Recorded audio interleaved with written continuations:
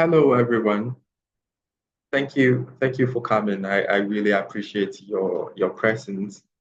I know that you have a lot of things to do, but thank you for taking the time to be part of this public sharing. First of all, I would like to thank LOATAD for giving me the opportunity and for making me the inaugural Professor H. Munro's Fellow.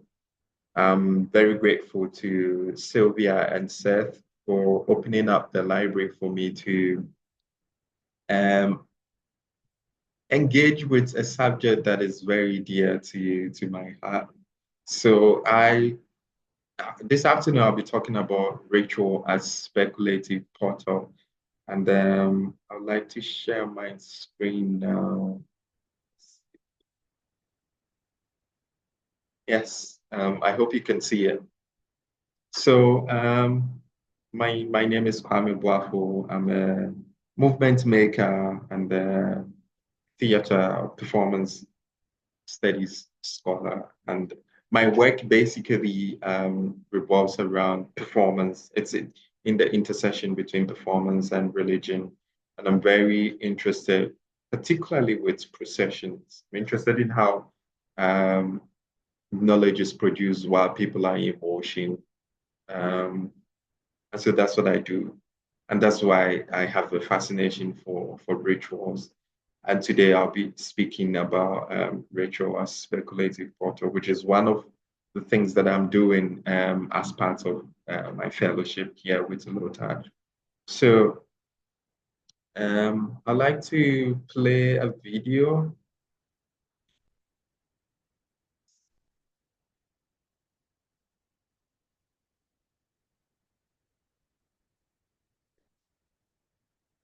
Hope it plays. It's not. Okay. All right. So whenever we hear the word ritual, most people will wonder about religious practices or places like the church, shrine, or mosque. This is because, we have been conditioned to believe that these places hold the most sacred and important rituals in our lives. However, rituals can also be found in everyday activities such as morning routines, family traditions, or even personal habits that bring a sense of comfort and structure to our lives. Rituals are not limited to religious practices. They can be any repeated behavior, like Richard Schechner observes, that holds significance to an individual or a group. These daily rituals or routines help us navigate through life's uncertainties and provide a sense of stability and meaning. In fact, when I was working on this public sharing, I came across a cafe that is open in Osu called Ritual. And their objectives, as they say, is pursuing wellness repetitively and infinitely. It's a new space that's been carefully designed and curated with you in mind. Cafe by day, listening bar by night. We can't wait to welcome you. So, precisely what I'm saying, that the ritual is not only situated in religious practices, it can actually be commodified as is in this sense. So the concept of ritual can bring a sense of mindfulness and intention to our daily routine, enhancing our overall well-being and human psyche. So, like I introduced myself earlier, I'm a movement maker and also performance studies scholar. But every now and then, I go into anthropology. So I sit on the crossroad of anthropology, religion, and performance studies. And when I went into anthropology, one of the things that I was told is that everyone has a growing up story. So I have a growing up story to share, which talks about my encounter with rituals. So My encounter with ritual started at an early age. I grew up in a Christian home, and every morning at 6 a.m., my family will assemble in the living room to have our morning devotion before we disperse to our various activities. Over time, it became routine and mechanical, so much, we almost knew when my dad was about to knock on our door. We would immediately wake up, brush our teeth, and prepare ourselves to start the day. And so we mostly start the day with a prayer, scripture reading, and then admonition. My dad will always lead. However, on days when my dad is not present, my mom will lead. When my mom is not there, the mantle will fall on my senior brother. When my senior brother is not there, the mantle will fall to the next one. When the next one is not there, the mantle will fall on me. And I assume that by now a lot of you are thinking how many siblings I have. That's a story for another day. So this daily ritual, this daily practice instilled in me and my siblings a sense of discipline and structure that has carried over into our adult life, reminding us of the importance of starting each day with intention and reflection. This routine helped us to start the day on a positive note and also strengthen our family bond through shared spiritual practice. And I believe this is what is now known as words of affirmation, intentionality, and all that. At the time, we didn't even have the vocabulary to describe the thing that we were doing. So this early morning practice kept me grounded and connected to my family when even when I am miles apart. These morning prayers have become a comforting ritual in my life, no matter where I am in the world. So rituals means a lot of things. So for this work, I have offered an explanation to give some clarity and also gesture towards the part of ritual that excites me. But before I do that, I want us to go through exploring what other scholars have said about ritual. So according to Mwalimu J. Suja, an African-American anthropologist and educationist in the Encyclopedia of African Religion, he says that rituals are set forms or prescribed procedures for carrying out religious collective statements or of continuity and unity that function to express communal definition through group participation.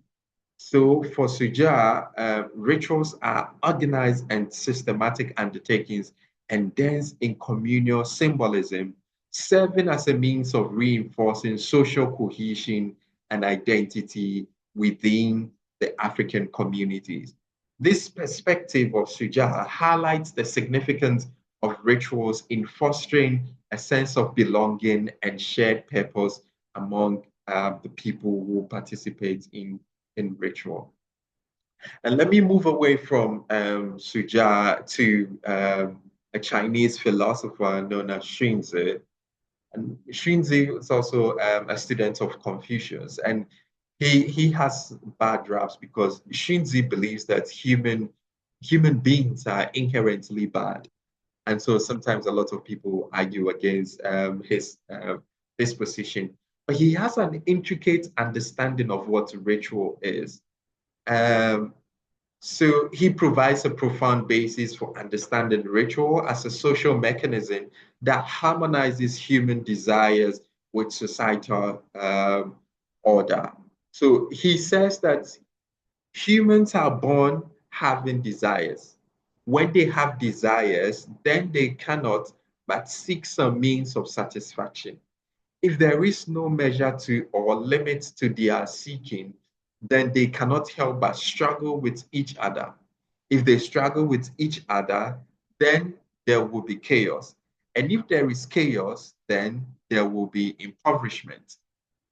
The former kings hated such chaos, and so they established rituals, and the standards of righteousness in order to allot things to people, to nurture their desires, and to satisfy their seeking. They cause desires never to exhaust material goods, and material goods never to be depleted by desires, so that the two support each other and prosper. This is how ritual arose. So this is how Shinzi is thinking about ritual. But this may seem like a lot of philosophical undertaking. So I would like to break this test by Shinzi into two fronts. The first one is ritual as a mediator of desire and order. Here, Shinzi presents ritual as a deliberate societal construct to harmonize human desires with available resources. By setting limits and distributing resources equitably, rituals prevent chaos and conflict, fostering stability and collective well-being. So if we are to go by Shinzi's undertaking, then we shouldn't be having billionaires and billionaires who keep on taking and taking in our present world. Again, ritual Shinzi's undertaking helps us to understand ritual as ethical and practical sustainability. So according to Shinzi, rituals serve both ethical and functional purposes. They nurture desires without exhausting resources, ensuring stability. They establish moral standards and provide societal harmony, balancing abundance with restraint for enduring prosperity. So we can draw from this analysis and articulate a working definition of ritual inspired by Shinzi. We can say that ritual is a structured and ethical system that mediates human desires and societal resources, fostering harmony and sustainability by preventing chaos and promoting shared prosperity. Elsewhere in theorizing rituals, issues, topics, approaches, concepts, rituals are presented as generally held to be the master keys to understanding cultures, including our own. Rituals are thought to act as powerful mechanisms for constructions of the self and the other, of personal and collective identities. Now, in that same book, the origin of ritual was said to be unclear. However, about 70,000 years ago, in a cave located in Botswana, there is said to have been the earliest indication of human involvement in ritual.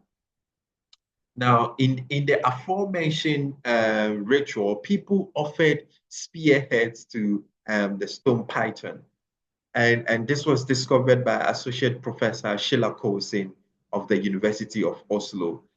Her assertion refutes earlier theories that the oldest human ritual originated outside of Africa. Her findings sort of brings us to a certain closeness that Africa has to contribute to the earliest human socialization and human civilization. Although her findings has been contested by some scholars who claim that her interpretations are either weak or non-existent. Like I mentioned, whatever be the case, this discovery emphasizes the place of Africa in the discourse around ritual, its practice, and the architecture, and highlights the significance of Africa in shaping early human practices. So, like I mentioned that I'll be doing, for me, ritual is understood to be an organized practice with numerous qualities performed by an individual or a group. It often involves specific actions, sounds, smells, routes, gestures, objects, or words that hold meaning and are repeated in a regulated manner. These practices can serve to connect individuals and collectives to something greater than themselves, whether it be spiritual belief, cultural tradition, state protocol, family experience, or personal intention. So what excites me about ritual, which I am immensely investigating, is how rituals function as an archive, reflect the social, cultural, and spiritual imperatives that have historically upheld African communities' ecological, social, spiritual, and psychosomatic well-being. Also, how rituals can inform artistic, creative, and resistant imaginations. And lastly, I am interested in how rituals can be used as an impulse to speculate radical realities and alternative futurities. In other words, my research interests lie in the performativity of rituals as well as in the formulation and articulation of new ritual frameworks. I am also interested in exploring how rituals can be adapted and reimagined in contemporary settings to meet diverse communities and individuals. By studying the performativity aspects of rituals, I hope to shed light on how they continue to evolve and also remain relevant in our rapidly changing society. Before I continue, let me just clarify at this early stage that the discussion about good or bad, evil or holy ritual, for me is very simplistic and even warped, because such discussions sort of restricts the agency of ritual in a certain binary interpretation. And it is this sort of argument or these discussions that has brought about oppressive regimes attempting to abolish and restrict practices of certain rituals. And as you can see on the screen, in the early 19, I think 22, um, there were certain talks in the newspapers to restrict the performance of Akom dance, because for these people, the practices of Akom sort of affected the psychic of the people who practice it. And so they were looking to find ways to limit people from undergoing their practice and also to stop them from engaging in these ritualistic practices. But essentially, what they were doing was to sort of take out the existing practice and replace it with their own practice that they deem necessary for the people. And this is why I think that discussions about bad and good, evil and holy ritual practices is really, um, really banal. So, now that I have teased out the various understanding of rituals and what other scholars have to say about ritual, I want to go back to my earlier talk about what I am using ritual to do. So, or sorry, I want to talk about what I want to describe as forms of rituals. So, rituals have an element that is essentially mundane and even banal, particularly because bodies, human and non-human, participate majorly in them. They create a sense of structure, meaning, and connection, and also serve as a way to mark important events or transitions. And for instance, and now I'm speaking about mundane or social rituals. So an example of mundane ritual is waking up at specific times, like I mentioned earlier, with my family, waking up at 6 a.m. and doing certain chores at specific times, going through a specific route daily, can all be considered rituals that help us navigate our daily lives with a sense of purpose, structure, and familiarity. In this way, rituals can provide a sense of comfort and stability in an otherwise chaotic world. There is also the ritual of cleaning in most Ghanaian homes, um, also an example of mundane ritual. This mostly happens when a household is expecting a visitor. There is a sense of order and preparation for social interactions. These rituals serve as a way to show and respect and sorry, it serves as a way to serve it serves as a way to show respect and hospitality to guests. Similarly, when there is a social event like a funeral, like weddings, like outdoorings, wakekeeping, and all that, the household undergoes facelift. There's immediately paintings of the house, there's a changing of furniture, and sometimes decorations happen, all that. Now, these rituals help to bring their family together in times of need and create a sense of support. They also serve as a way to honor the deceased and show respect for their memory. And it's very important that such rituals are carried because we show a lot of respect for the dead. And so we feel that we have to give them a befitting barrier and order. And that's why we undergo all these cleaning rituals. Now I want to move on to what I'm calling educational rituals. So educational rituals are a series of rituals established to instill a certain kind of discipline and orientation in students. These rituals are often used in educational settings, especially at the foundational level, to promote values, beliefs, and behaviors deemed important for disciplining the body and the mind of the students. They are used to enforce desired norms and expectations within the educational environment. They often include routine morning assemblies, saying the national pledge and national anthem.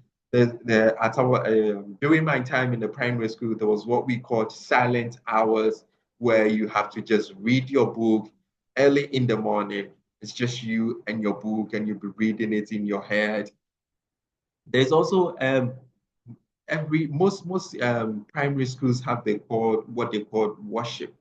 During this hour, there's like it happens mostly on Wednesdays.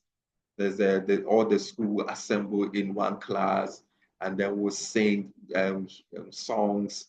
We do, and then one person will come and preach to us, and then we do all this during worship. Now, these routines are deemed to encourage patriotism in students, as well as create a sense of unity among classmates, and also create, good behaviors. So much so that when you miss it, you are likely to be beaten or made to do some groundwork to fall in line. These rituals can be problematic as they seek to discipline the bodies and the psychics of students. It can create a sense of timidity and anxiety among students rather than instilling a sense of genuine sense of discipline. There is almost a false thinking that these educational rituals will create a continuum of discipline and order in students' life. However, it often breeds fear towards authority figures, which often gets transferred into adulthood, where individuals struggle to challenge authority or think critically due to the fear instilled in them during their formative years. This can potentially hinder personal growth and autonomy, perpetuating a cycle of compliance rather than true discipline. And this catastrophe is often unfolded not only in the educational system, but also in governmentality. There is what I want to call state rituals. They review historical legacies and colonial instantiations of power dynamics that further reinforce the fear of challenging authority and create false nationalism. For instance, there is the sword cutting and commissioning rituals. There are also independence marches National Day celebrations, which serve as tools for social control and manipulation. These events only serve to promote obedience to authority and discourage questioning or critical thinking, ultimately hindering the development of independent thought and autonomy in individuals in the post-colony. And here I want to defer to Achilles Mbemba. And Mbemba, who is a Cameroonian philosopher, says that he describes the post-colony as par excellence a hollow pretense, a regime of unreality.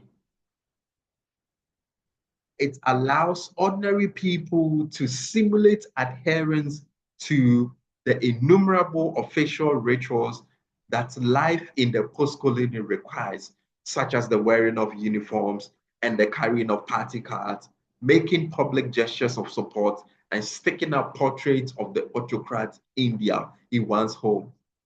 Previously, Mbemba had mentioned that the state authority in the post-colony has a marked taste for lecherous living. Festivities and celebrations in this regard are the two key vehicles for indulging the taste. He argues that these festivities and celebrations serve as a distraction for the population, allowing them to temporarily escape the harsh realities of the life under the oppressive regime.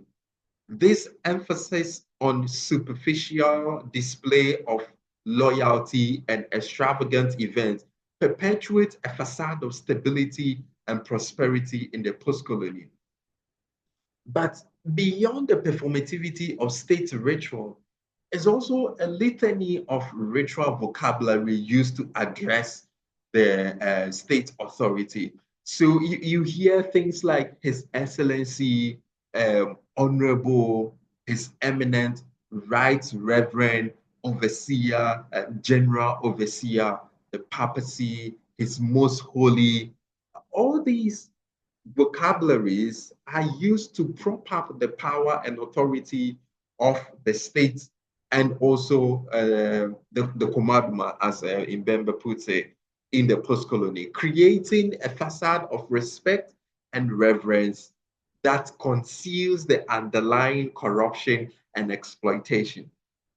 The elaborate titles and honorifics serve to reinforce the hierarchy and social order, further entrenching the authority of the state. So Mbemba says that in one of his writings, he says that to exercise authority is above all to tire out the bodies of those under it, to disempower them, not so much with a view of increasing their productivity as to ensure maximum docility. Here, Mbemba observes that, and actually the reason why I said that these state rituals reveal colonial legacies is that, and I'm quoting Mbemba here, he says that colonialism was to a large extent a way of disciplining bodies with the aim of making better use of them. So if we go through all the things that Mbemba has said about the post-colony and all the things that it's being done in relation to ritual, it's a way to sort of render the bodies, docile, so that you're not able to speak back, you're not able to sort of speak against people in authority. And then also there is a religious ritual, but I'm not going to spend time on religious ritual because I assume that most of you know what religious ritual is. So now that I have gone through the various scholars' definition and my own definition or understanding or thinking about ritual, and also talked about the forms of ritual, I like to go into what I am using ritual to do, or the ways that I'm thinking about ritual. So I am thinking about ritual as an archive. And yeah, I want to sort of relate to performance studies scholar Diana Taylor, who complicates the discussions about the archive by introducing what she calls the repertoire. Now, in doing so, Diana Taylor expands the framework or expands the latitude of the archive and includes other things that, conventional archive may not make room for.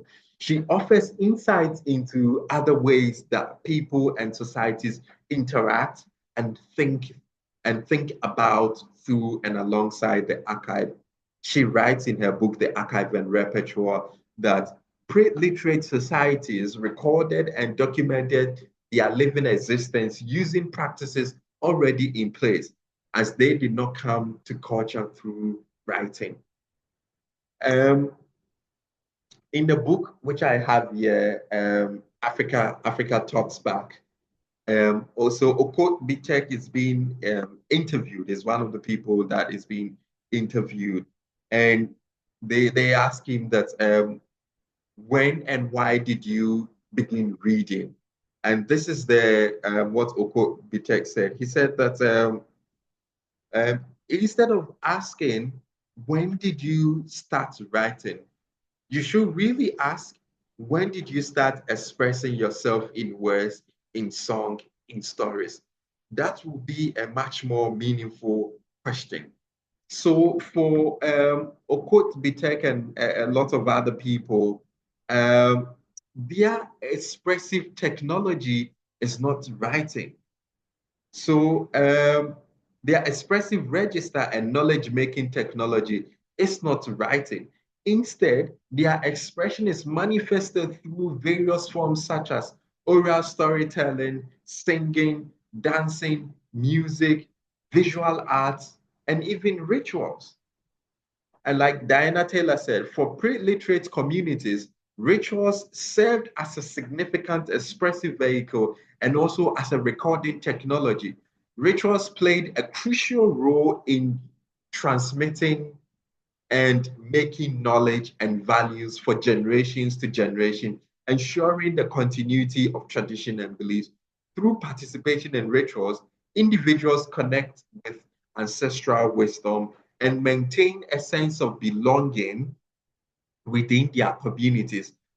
So, in this sense, rituals unveil a complex communal and ancestral memory and an expression of an embodied archive, or what an archive could be if we approach the archive not as a linear narrative. Furthermore, for pre-literate societies, the way of taking account of events, moments, and disasters was by enacting or performing some sort of ritual. These often nebulous phenomena were honored, commemorated, and endured with ritual making. Thus, ritual became a marker of collective memory, serving as a means of processing, celebrating, initiating, healing, and understanding significant moments in history. In this way, ritual not only preserve cultural heritage, but also contributes to the social cohesion and resilience of a community, and equally offer a framework for interpreting the world around them. And I want to quote Kwame Nkrumah here in his autobiography. So Nkrumah said something very interesting about ritual making and dates. While talking about his birth and early childhood, he noted that in the outlining areas of the Gold Coast, nobody bothered to record the dates of birth, marriages, deaths, as is the custom of the Western world. Such happenings, he continues, were remarkable only because they provided a cause for celebration. For tribal custom, it was enough for a mother to assess the age of her child by calculating the number of national festivals that had been celebrated since its birth. In most cases, however, even this was unknown as nobody was concerned very much about age time did not count in those peaceful communities. So here, Nkrumah speaks about a very significant moment in the lives of people back in the days. So for them, Nkrumah talks about how significant ritual was. Rituals serve as pseudo-dating technology for calculating and determining age in our communities. He goes on to talk about how time was not thought of in a linear way in these communities, emphasizing a more cyclical and communal understanding of time. This highlights how collective ritual experiences shape the concept of time and identity.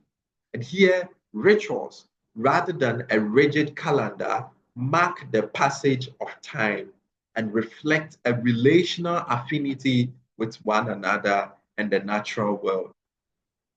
Perhaps let me use an example that may be familiar with many people. Um, During the COVID-19 pandemic, several communities in Accra undertook several rituals. They were carried out to cleanse the community and also to mark the collective experience of um, the crisis. These rituals I have written elsewhere provided social medicine, a sense of collective care and solidarity among community members, offering a way to cope, one, with the uncertainties brought about by the pandemic, and also to sort of deal with the situation as they didn't know how to go about it. So rituals, therefore, go beyond their social imperatives to serve as a source of social comfort during times of hardship, recording and reminding individuals and communities of their shared values and beliefs. So now let me move on to actually the talk, which is rituals as speculative portal. So here I want to I sort of explain ritual as a speculative portal refers to a structured yet fluid practices that serve as openings, closings, and crossroads, enabling creatives and makers to navigate and transgress conventional norms and narratives. Rituals serves as liminal spaces that allows for the disruption of existing structures and strictures, offering speculative frameworks for alternative narratives, meanings, and futures. And here I want to speak about Kwame Boafo. So here, for him, for Babene, sorry, rituals serves as speculative act. For Vabene, Vabene actually, sorry. So rituals themselves serve as speculative acts. They often engage with the unknown, the unseen, or the yet to come. Whether it's invoking spirits, reimagining relationship, or confronting uncertainties. Artists who engage with rituals speculate not just about the future, but also reconfiguring the past and present in ways that disrupt linear time and meaning making. For instance, Ghanaian performance art artist Vabene Fiache, known as Craziness Artist, exemplifies how rituals in contemporary Africa can be speculative portals. Her performances often engage with rituals of identity, gender, and power, creating spaces for collective societal norms while invoking deep ritual memories.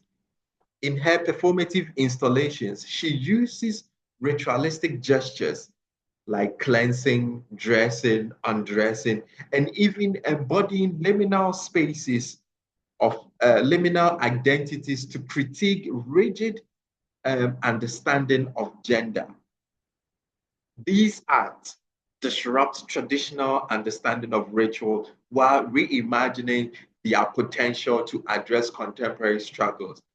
Her work resonates with Victor Turner's notion of the liminal, where transformation occurs in spaces of ambiguity. By leaning into discomfort and contradiction, Verbena invites her audience into realms where new forms of identity and social arrangements can be reenacted. And I want to move on to another artist that I work with, Hakim Adam. And in doing so, I'm talking about rituals as embodied thought experiment. So rituals serve as physicalized what ifs, where the symbolic actions performed in ritual context are not just reflective, but generative. Artists sometimes approach rituals as a living laboratory to create space for testing new ideas, identities, reconfiguring relationships, and imagining futures. For instance, Hakeem Adams, who is a sound installation artist, he brings audience into spaces of ceremonies or invokes speculative post-colonial futures. His sounds are bound by traditional context, but his sounds are not bound by traditional context, but are active experiments in embodying possibilities. Hakim is interested in the processual, the repetition, the symbolism, and communal participation of rituals. These make rituals a fertile ground for rethinking what might be. And Hakim tarries with this idea. And I want to play a conversation that I had with him when I asked him how he thinks about rituals in relation to sound.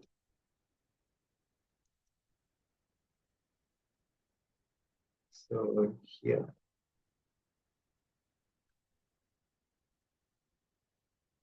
I hope you can hear it.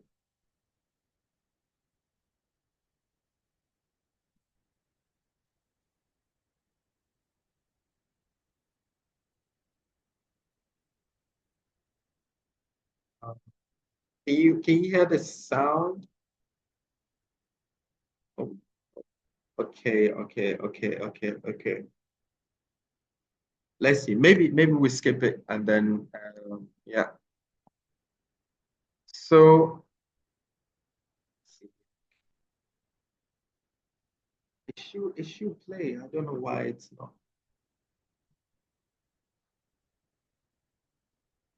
Okay. Anyways, we can. I'll look for it and perhaps play it at the end of everything. Okay. So now let me go on to my own practice as an artist, and I'm speaking about materiality and imagination. So rituals are inseparable from their material culture. That is, the objects, the spaces, the bodies, and gestures that are involved in ritual. For creative, these materials offer a dual function. They are both deeply rooted in tradition and open to reinterpretation. As a movement maker, I sometimes repurpose ritual movements into other forms, destabilizing their original choreography and meanings while inventing new narrative. I transform I transform ritual movement into speculative choreography, pushing the boundary of traditional corporeal expression. This interplay between materiality and imagination requires a delicate balance because, and here you always have to try to honor the cultural origins of the movement that you engage with, even as I seek to transform them into speculative tools for storytelling.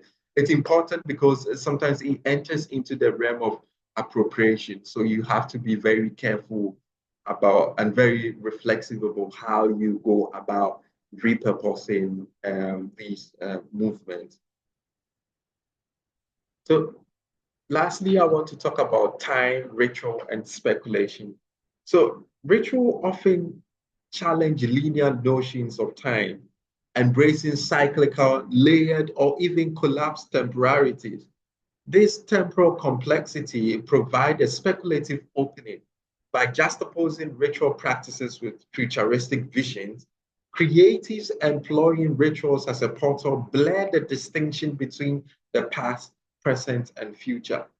And here I want to again defer to Wole Soyinka and his approach to time in rituals, because he offers a compelling model for us to think about time and ritual.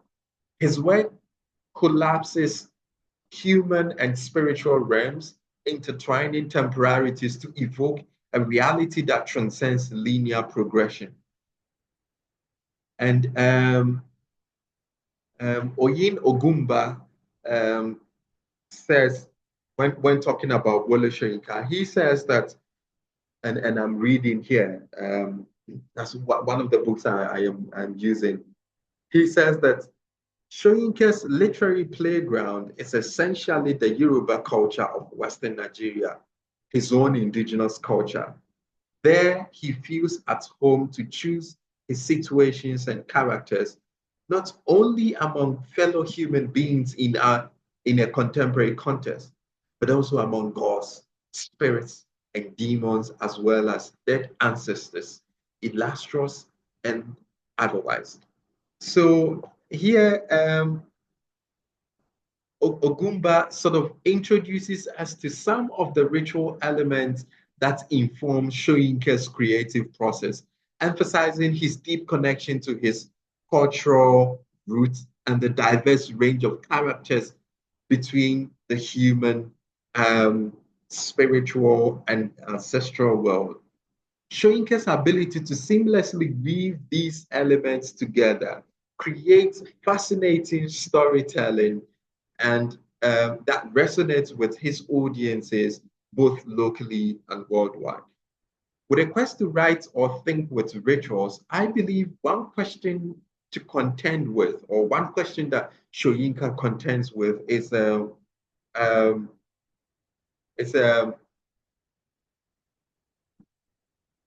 is what are the narrative or embodied meanings that can be developed around rituals? You should pay attention to how rituals transform into memories and the stories that are woven around them, including their traditional meanings and uses. What is crucial is to be intentional and reflexive in your undertaking. So in your quest to sort of deal or to work with ritual as a creative, you should always be very reflexive about it, because it's important to, like I mentioned, to respect the origin and also the various nuanced meanings around the ritual that you are seeking to use. So I would like to end here. However you look or consider rituals, they have inherent implications for the people and also for the community that practice them. So rituals reinforce social bonds and cultural identity, um, while also providing a sense of structure and meaning in people's lives. Additionally, they serve as a compass to help us navigate the physical and the metaphysical realms of existence. So for creatives, ritual serves as an opening to build imagined futures and radical possibilities, as I have talked about in relation to Babene, to Hakim, and even to myself, allowing them to tap into their creativity and explore new realms of expression. Overall, ritual play a crucial role in shaping individual and collective experiences, serving as a cornerstone of human culture and society. Thank you.